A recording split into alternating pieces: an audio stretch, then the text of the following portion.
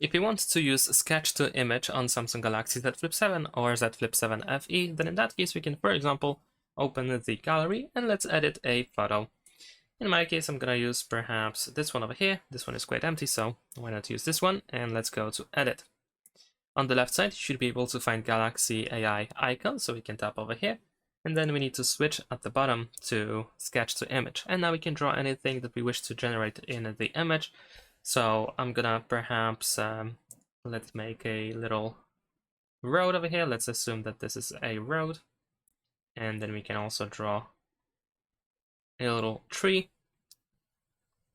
And there we go. And now we're gonna press generate. Let's see if we can, well, actually we have to draw objects smaller or closer. So maybe it is too much. So maybe let's just stick with a little tree over here.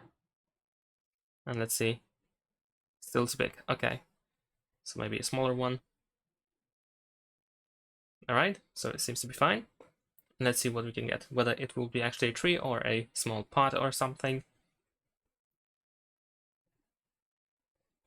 And there we go. So we actually managed to get a tree that is quite small on this picture, but yeah, as you can see, this is how it works.